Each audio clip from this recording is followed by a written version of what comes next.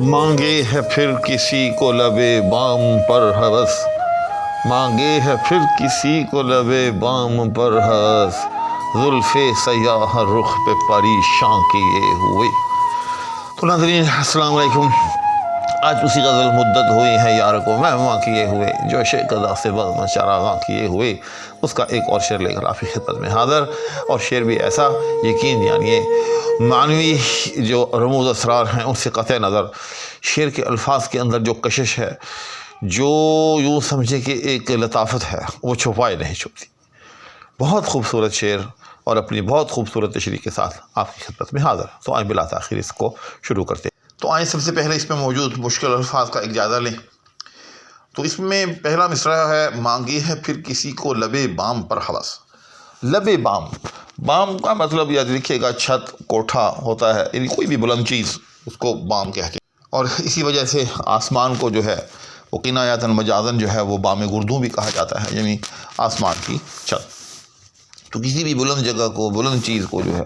وہ بام کہا جاتا ہے۔ اور لبے بام جو ہے پھر اس کا وہ کنارہ ہو گیا۔ جس طرح سے چھت جو ہے اس کا جو کنگرا ہوتا ہے، یا یوں سمجھیں کہ اس کے ارد گرد جو جنگلہ ہوتا ہے، تو اس کو ہم جو ہے وہ لبے بام کہہ سکتے ہیں، کیونکہ وہ بالکل چھت کا کنارہ یا اس کا لب ہے، کہ لب جو ہوتا ہے وہ کسی بھی چیز کا کنارہ اور سرا کہلاتا ہے۔ اور مزید سمجھنے کے لیے وہ علامہ اقبال کا معروف شعر کہ بے خطر کود پڑا آتش نمرود میں عشق، عقل ہے محو تماشائے لبے بام ابھی۔ تو اس سے بھی سمجھ میں آتا ہے کہ عقل ہے محو تماشائے لبے بام ابھی، کہ وہ تماشا جو لبے بام ہو رہا ہے، یعنی کہیں بلندی پہ ہو رہا ہے، کسی اونچی جگہ ہو رہا ہے، اس میں ابھی تک جو ہے عقل جو ہے وہ محو ہے، یعنی دور سے چیزوں کو دیکھ رہی ہے، قریب جانے کی کوشش کر رہی ہے، ابھی خدشات میں مبتلا ہے۔ جبکہ عشق جو ہے وہ بے خطر جو ہے وہ کود پڑا، اس نے کوئی ایسا کام نہیں کیا کوئی سوچنے بوچھنے کا۔ الغرض بام کا مطلب جو ہے وہ اونچی چیز، چھت، کوٹھا وغیرہ ہوتا ہے۔ اس کے بعد اگلا لفظ ہے ہوس۔ ہوس کو عرف کے اندر محبت کے متضاد کے طور پر بھی جانا جاتا ہے۔ غالب نے بھی یہ لفظ استعمال کیا ہے کہ ہر بوالہوس نے حسن پرستی شعار کی، اب آبرو شیوہ اہل نظر گئی۔ وہاں غالب نے اس لفظ کو ایک طرح سے اہل محبت کے متضاد کے طور پر جو ہے وہ اختیار کیا ہے۔ لیکن یہ محبت کی حد سے زیادہ بڑی ہوئی شکل، یعنی مبالغہ آمیز محبت، ایسی محبت جو وصل ڈھونڈ رہی ہو، وصل کی طالب ہو، اس کے معنی میں بھی مستعمل ہوتا ہے۔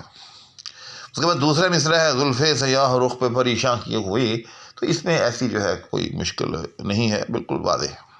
اب آتے ہیں اس شعر کے معنی کی طرف۔ اس شعر کے معنی میں ایک وہ معنی ہے جو کہ تمام تر شارحین نے لکھی ہے، اور ایک وہ معنی ہے جو میں ناچیز کے ذہن میں بھی آتے ہیں۔ سب سے پہلے ہم وہ معنی کرتے ہیں جو اکثر شارحین نے لکھے ہیں۔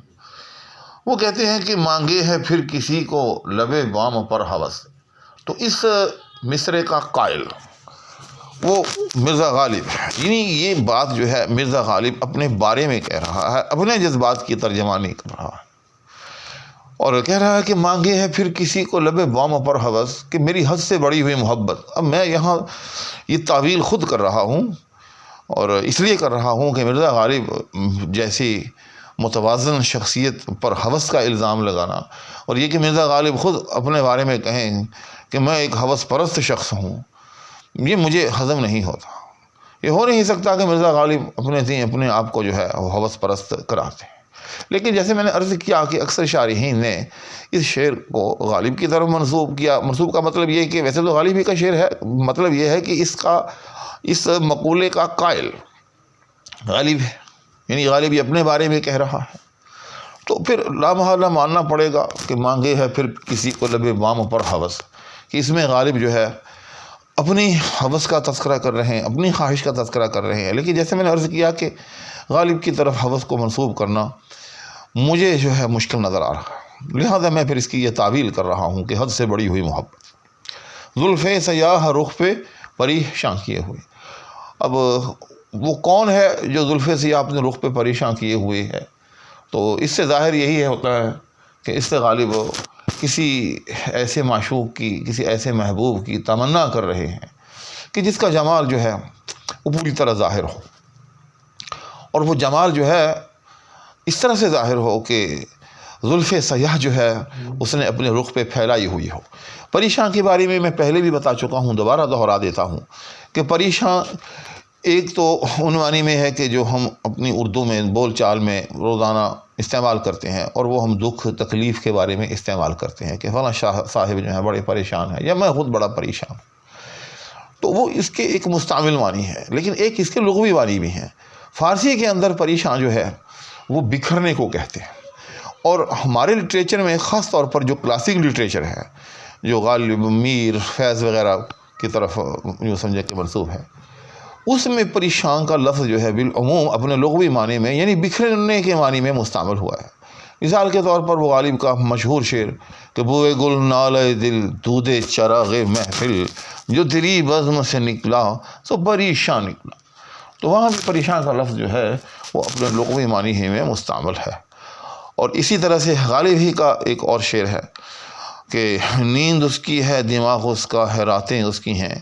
تیری زلفیں جس کے بازو پر پریشان ہو گئیں، تو وہاں بھی پریشان کا لفظ جو ہے اپنے لغوی معنی یعنی بکھرنے ہی کے معنی میں ہے کہ تیری زلفیں جس کے بازو پر بکھر گئیں، نیند اس کی ہے،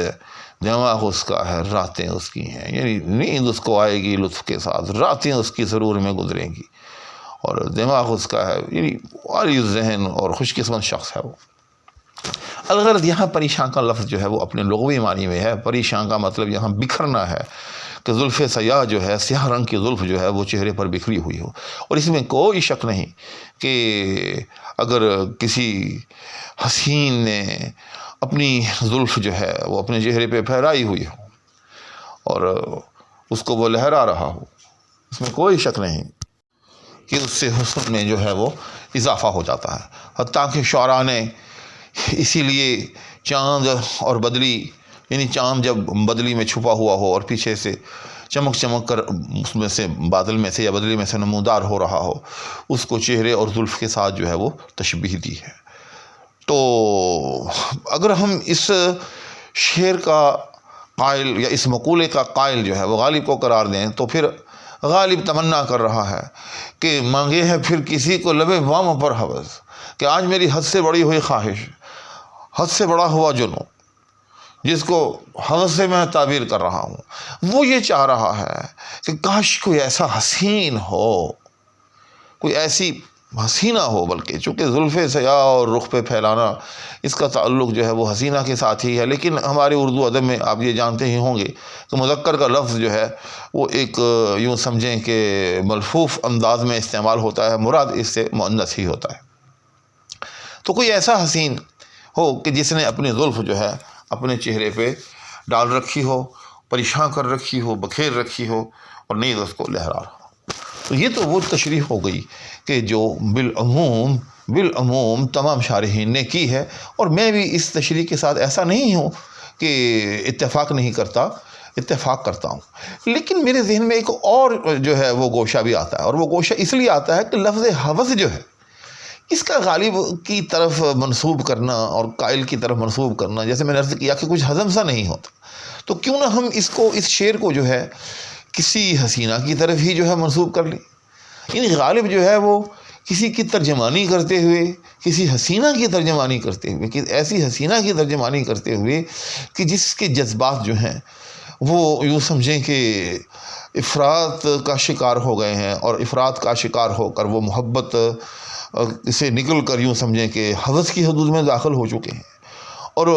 غالب اس کی ترجمانی کرتے ہوئے کہہ رہا ہے کہ مانگے ہے پھر کسی کو لبے بام پر ہوس، زلف سیاہ رخ پہ پریشان کیے ہوئے۔ تو بہرحال یہ ایک چیز میرے ذہن میں آئی تھی، تو یہ بھی ایک اس شعر کا یوں سمجھیں کہ ایک پہلو ہو سکتا ہے، اور اس پہلو سے بھی اس شعر کو دیکھا جا سکتا ہے، تو میں نے مناسب سمجھا کہ آپ کے ساتھ اس پہلو کو بھی شیئر کر دیا جائے۔ تو ناظرین،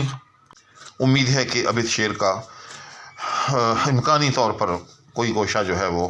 پنہا نہیں رہا ہوگا، اور ہر پہلو سے اس شعر کی کچھ نہ کچھ تشریح جو ہے وہ ہو گئی۔ اسی کے ساتھ نیز دعاؤں کی درخواست کے ہمراہ فقیر آپ سے اجازت چاہے گا۔ اللہ حافظ۔